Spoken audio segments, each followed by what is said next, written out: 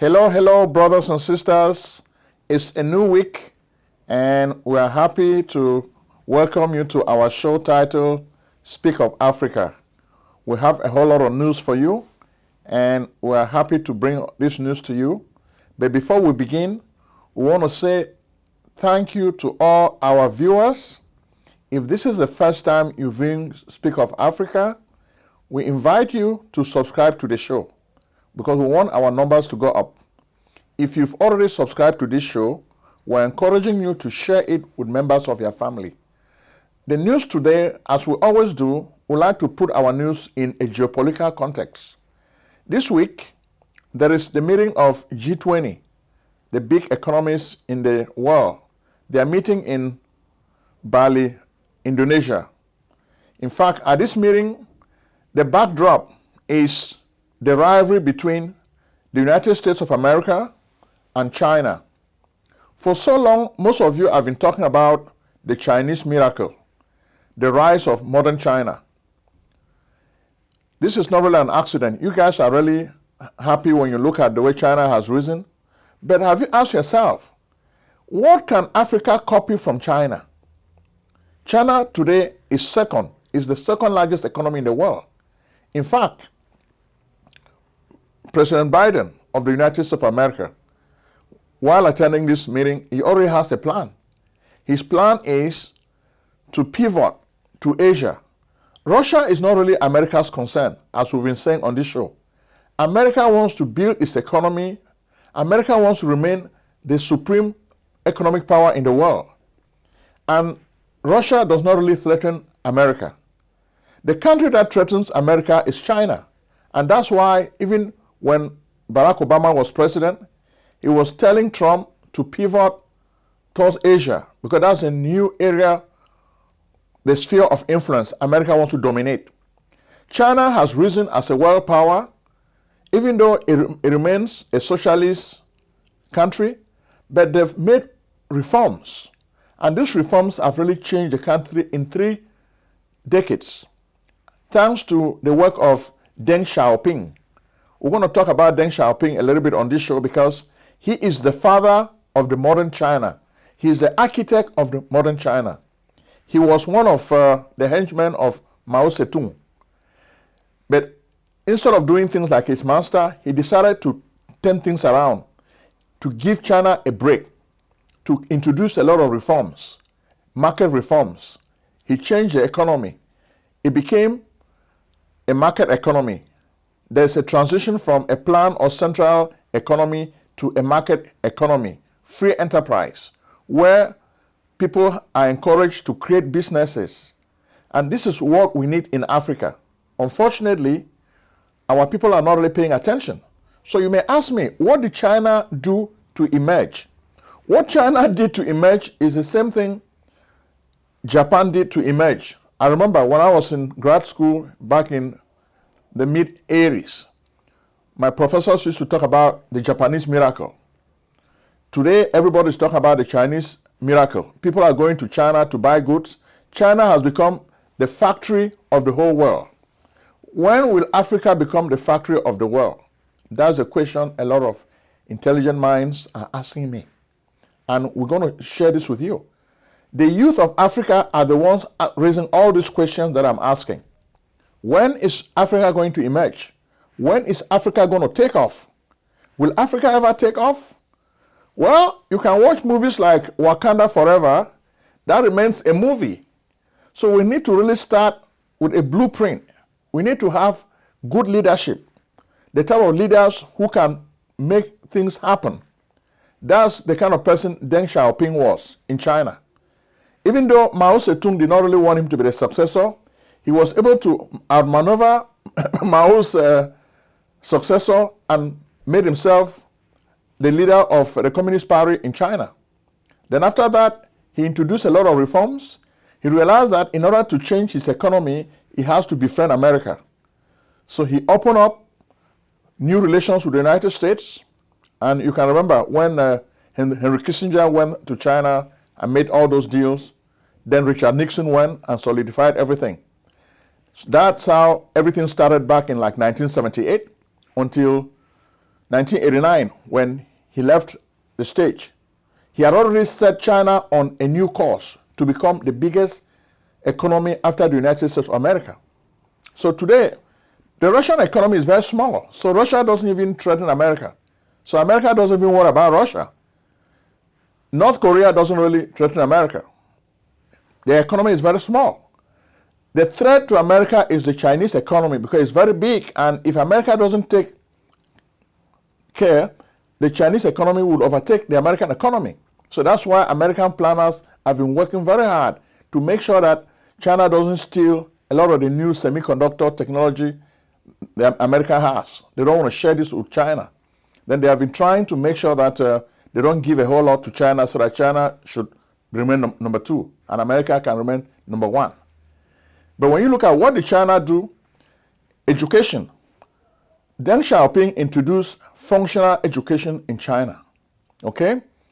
It's not just studying French literature, education for education's sake. No, the education has to have a purpose. He taught these people to think and grow rich. And that's how a lot of new millionaires emerged from modern China. Look at Alibaba and most of the other countries. China had a lot of new millionaires. I know Xi Jinping has tried to clamp down on most of these millionaires because they started speaking, because they had new power, they started talking. So that's the background. Then when you look at this, China created capitalism without really changing their political system that much. They were just a little open to the West. They were able to attract investors so that they can invest in their country, but they changed their educational system. Then they were able to create new economic zones where they had to do full development. They created special economic zones. That's what China did in order to emerge. And you can see this up to today. So there's a blueprint. They created a blueprint where there's what I call compassionate capitalism. Capitalism with a twist. They did not just copy capitalism from the United States of America.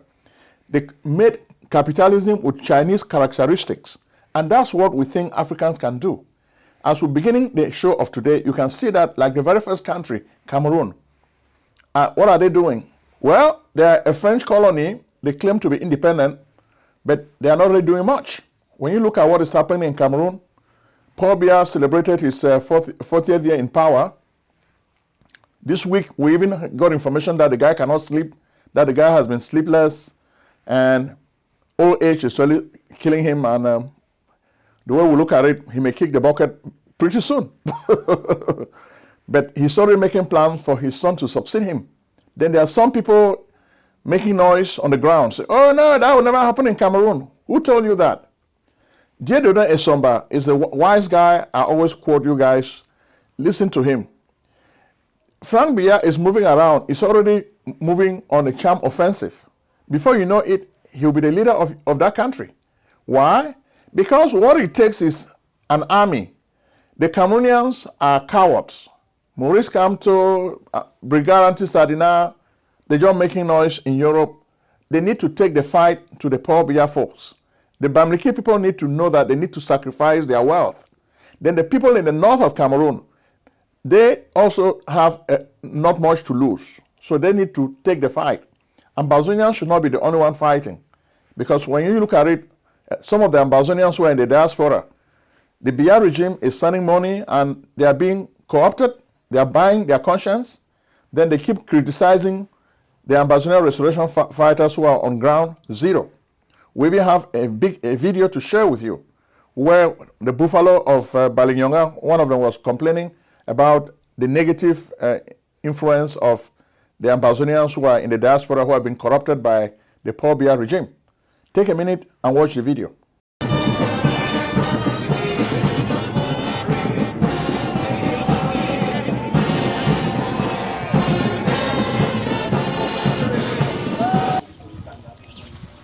Fellow Ambazonians, fellow people of Southern Cameroon,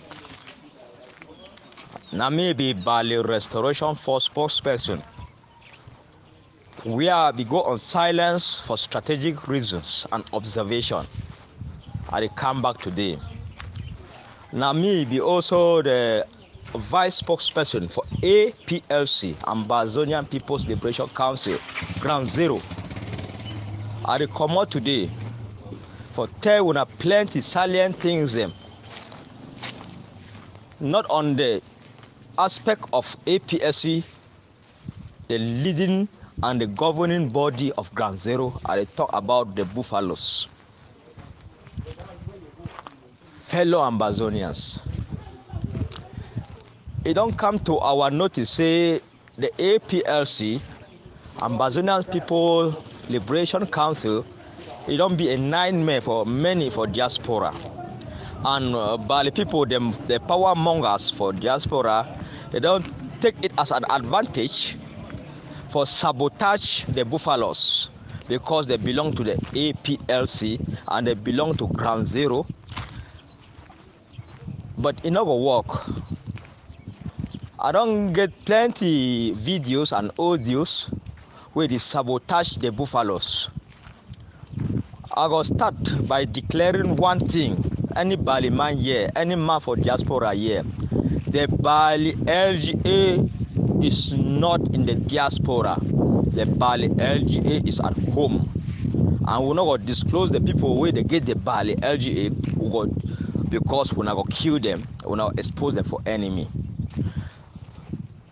The Bali LGA is in Bali and there is no other LGA. Or people in the diaspora, if they want to support or they are supportive, make the send them through the Bali LGA for home front. I don't hear one idiot come out the call grandpa in name to say you don't commit atrocity. All the investigation should be gotten from Ground Zero. And you present yourself, you give us the source of your investigation, make we disprove you. Make I tell every Amazonian, Bali, buffaloes, they have fought the war more than any other person. It's not pride. So they reach level where a convoy of 21 military vehicles, it not be pass for Bali, it go pass for Kuba before it go for install bridge for border for a Cockmanfe site. They say buffaloes are not fighting. Because we started doing videos, you think that every battle must be fought with videos. Where on earth, my brothers and sisters, where they fight all battle with videos? Now the simple one, they fight and with videos. And I want to tell Bali so-called LGA in the diaspora, say when I be take gun, yeah, for thief people, then we will be suspend them for 9 months. Because they be go thief cow, we'll get the videos them, but we're not exposed to our fighters. Because we know so we'll rehabilitate them. When I go buy gun, give them because we deny for take instruction from Wuna. We deny say we will not violate the chain of command. We deny say we will not worship an individual like a president, but would serve the flag and the nation, the anthem, and we belong to the APLC. We will not decide for the sabotage we day and night. Make I tell Wuna one thing.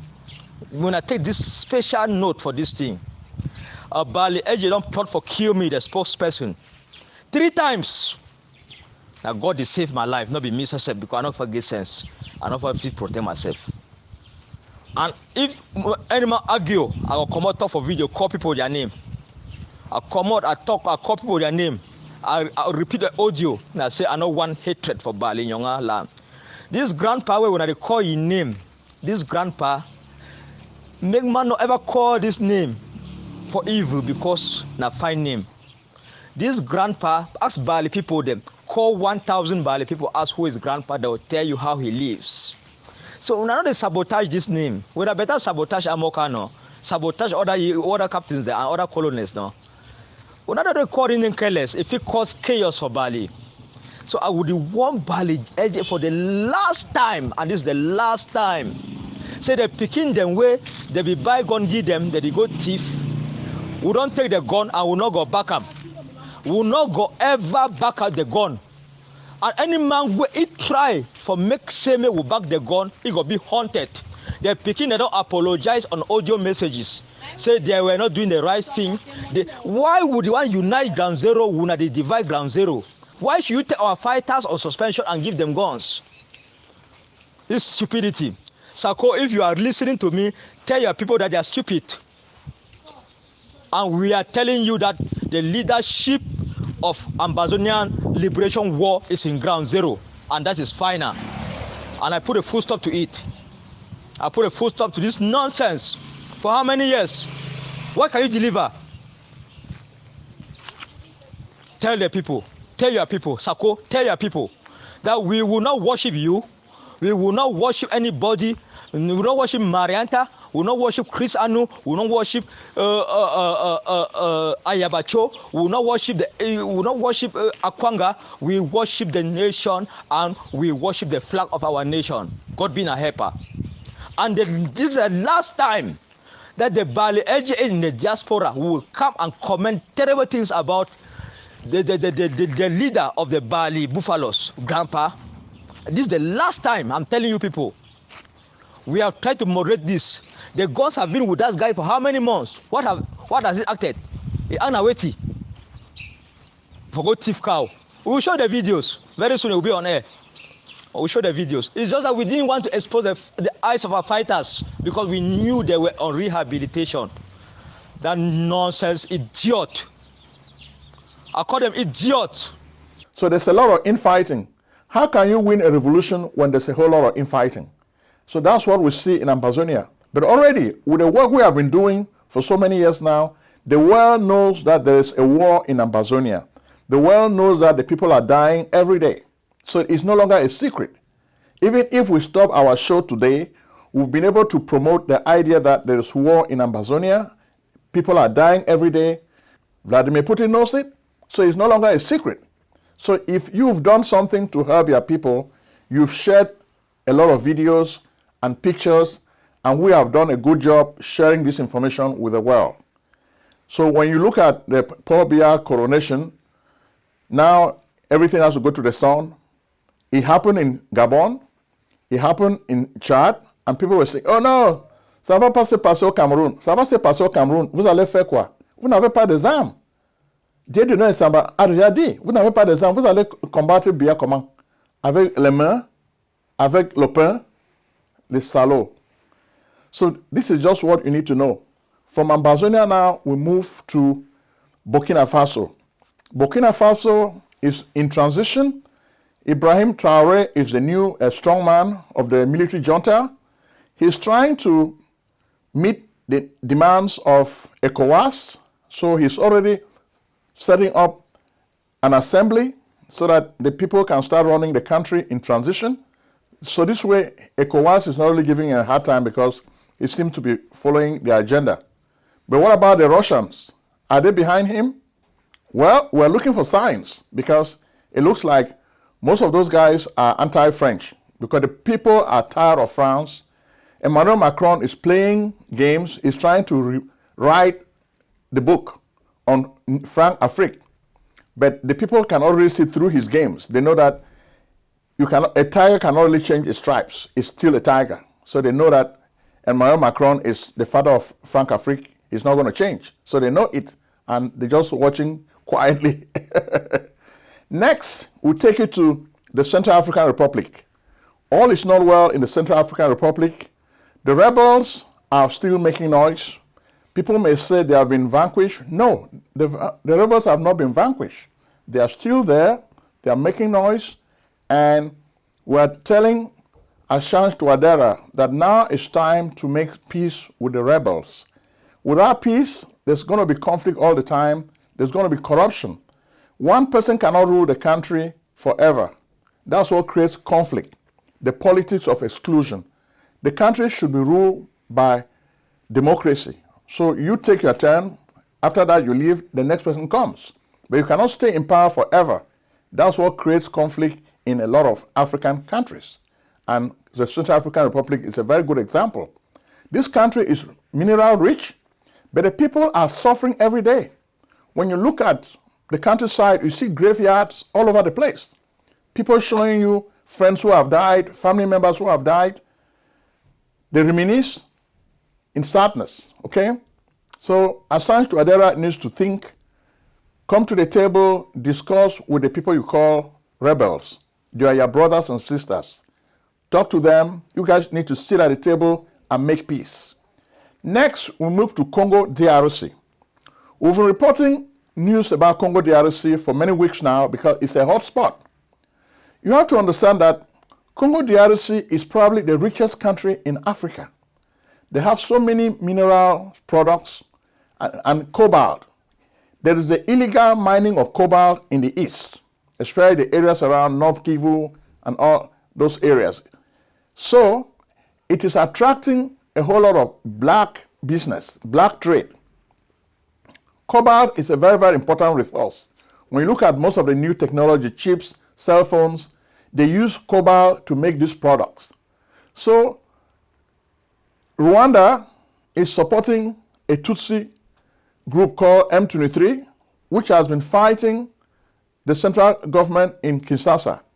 They are fighting because they want to have the rights to be illegally mining a lot of these resources and selling them in the black market. So this is why the war is ceaseless. You can even see a picture of a guy showing a picture of a piece of cobalt. For those who don't really know what this product looks like, you can take a picture, you see what the cobalt looks like.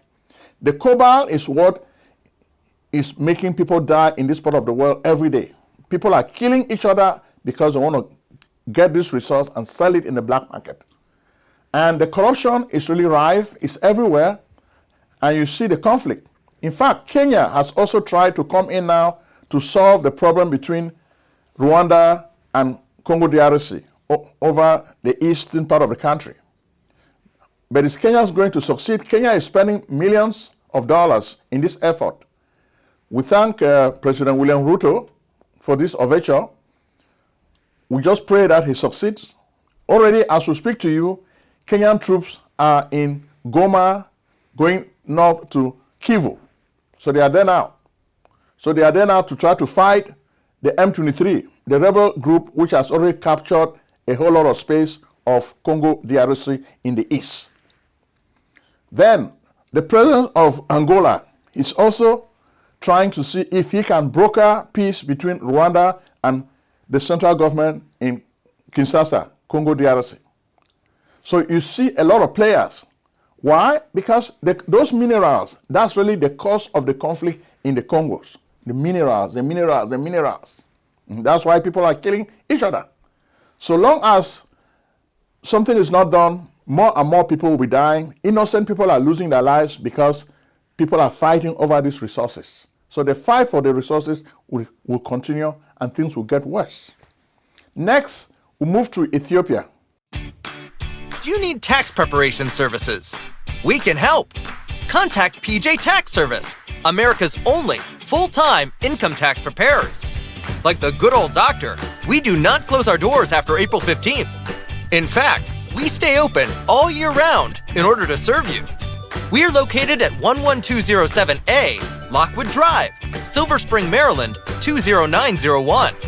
Make an appointment today with Prince Ojong, your tax expert. Call 240-350-1131 or visit us on the web at www.pjtaxservice.com. Last week, we told you that there's a form of rapprochement. There is peace that is taking place. President Obasanjo, President Uhuru Kenyatta, and others have tried to broker peace between the government of Abiy Ahmed and the rebels in Tigray. We hear the situation in Mekelle, in the Tigray region, is really bad. It's a really bad situation. It's a humanitarian crisis. People are dying every day. Then there's famine. So it's not a joke. You can see the UN trying to see what they can do. Now that peace is returning, we hope the situation in Mekelle and the other areas in Tigray can actually improve. And it's really sad when we look at what is happening, and we're really just happy that President Obasanjo and President Uhuru Kenyatta have negotiated a peace settlement. We just hope the truce is going to hold. If the truce doesn't hold, then things are really going to get worse. Next, we move to Mali. In Mali, we can still tell you that the French have been banned. The junta doesn't want France anymore. So the junta has been turning to Russia. But as we speak, Emmanuel Macron doesn't want to take no for an answer. It looks like he's still making overtures to get back to Mali.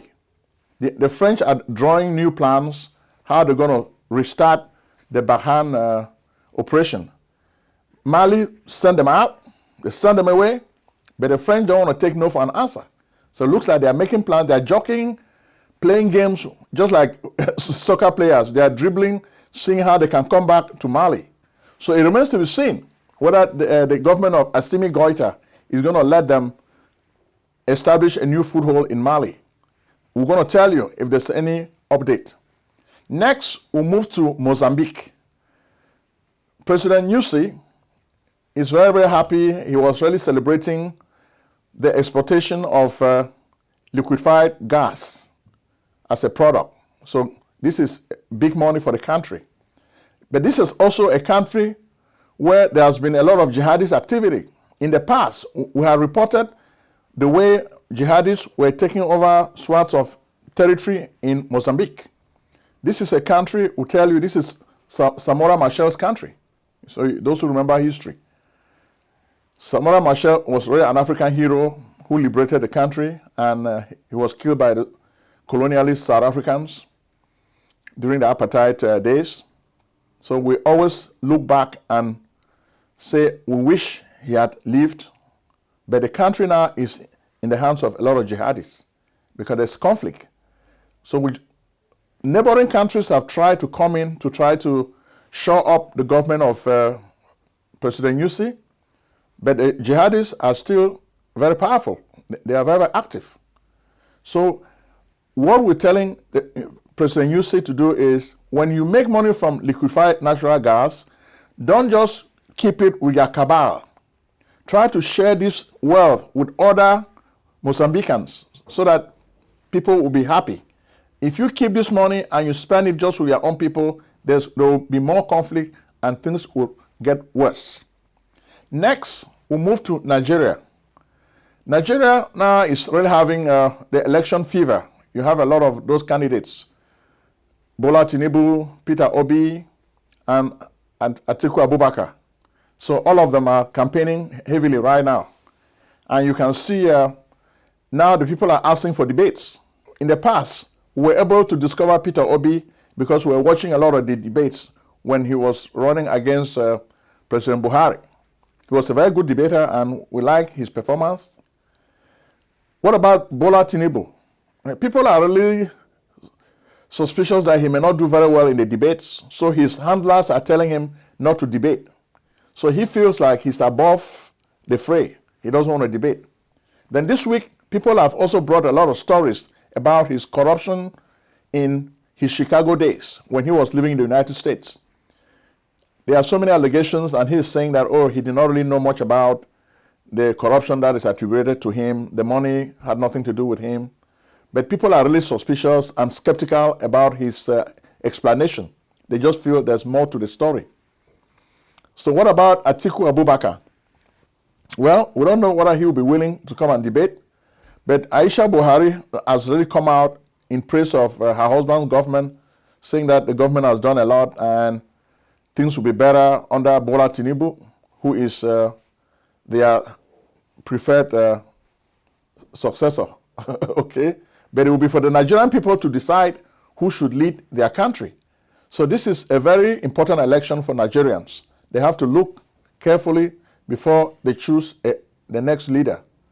We know people are not taking guys like Omoyele Sowore seriously, but we need to start thinking about a new kind of leadership. It seems as if Peter Obi has really been gaining ground. A lot of the young people like him. They like his presentation. And we know he's going to do very well in the debates.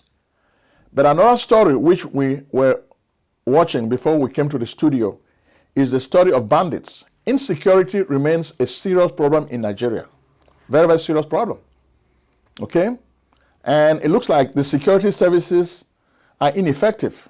They've not been able to handle this problem. When Mr. Buhari was running for re-election, he also promised, just like when he was running for election the first time, that he's going to handle the insecurity problem. But it looks like the whole country is paralyzed. They don't really know what to do.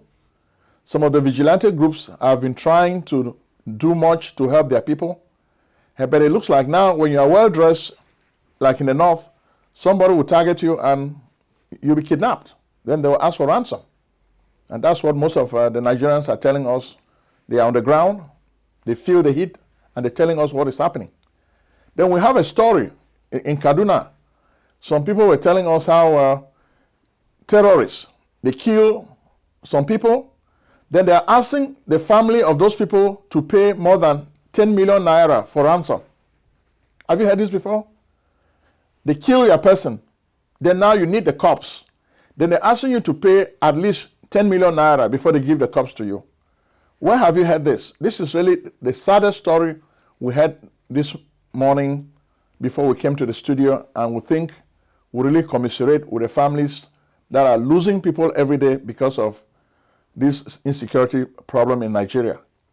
We just hope a new leader can really sit down and plan, come up with a good common sense solution to this insecurity. One, Nigeria is a very big country. Every day, the people are stealing the oil. So the governments tend to overemphasize oil production. Oil should not be the only commodity in Nigeria. Nigeria has to learn to diversify the economy so that they are not dependent on oil exclusively. Okay? They can have other products. Diversification is a better plan. Unfortunately, all those governments, they depend on oil so much. Oil revenue, that's all what they want. Unfortunately for them now, bandits are stealing the oil. Before we came to the studio, we saw a story of some custom guys who arrested some of the guys who were selling oil. They were taking the oil, like petrol, from Nigeria to Cameroon. On the way, they caught these bandits, and their bosses were asking them to release those bandits. They did not want to release the bandits, so there was some kind of melee among all these custom officers. So you see how the little guy on the street wants to do the right thing, but his bosses on top are corrupt, and they don't want him to do the right thing. So it really shows you why it is really tough to really solve problems in Africa. Because you always have those who are supposed to really solve the problem are really the enemy, the enemy of progress. And that's what we see in the case of Nigeria. Next, we'll move to Senegal. Now more than ever,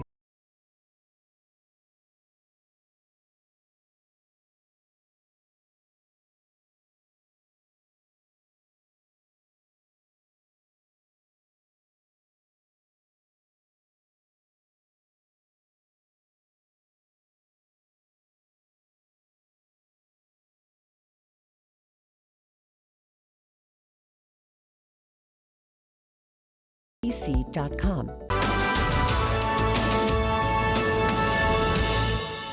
And this is going to be the last stage of the show. Senegal, the president of Senegal, Macky Sall, is right now the president of the African Union.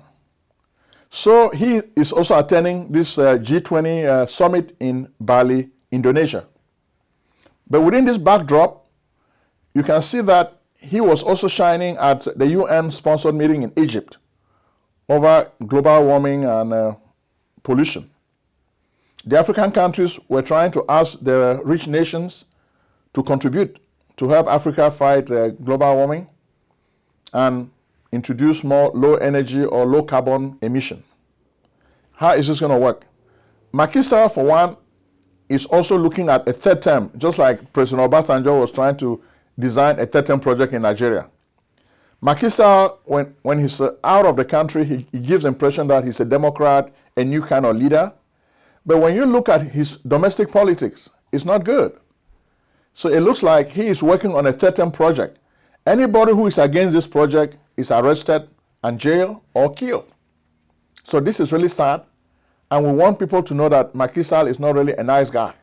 Because people think he's a nice guy, but he's not really a nice guy. So many things are happening to opponents.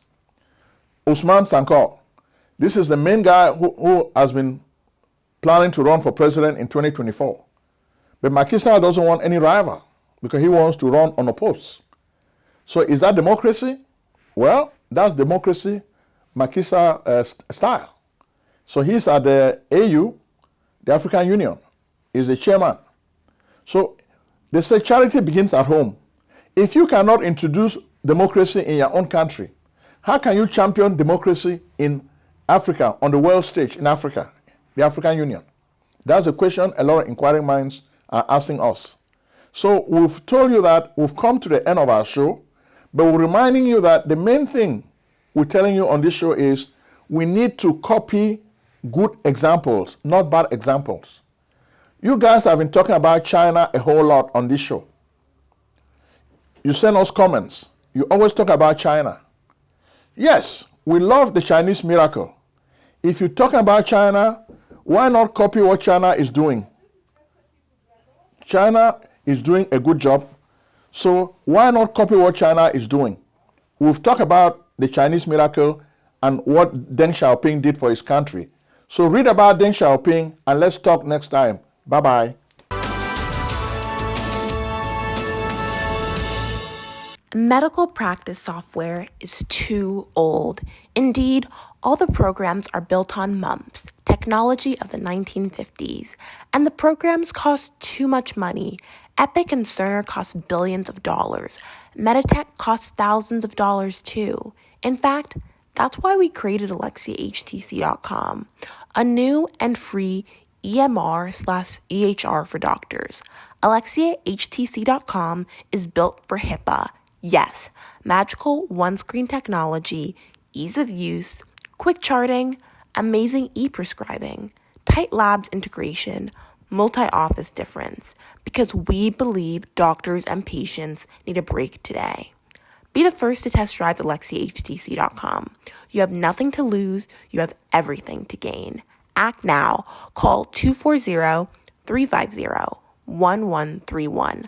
Alexia Care Corporation at AlexiaHTC.com.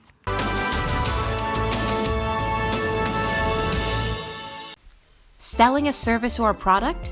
Need buyers? Use the African Nation TV as a channel to reach many viewers.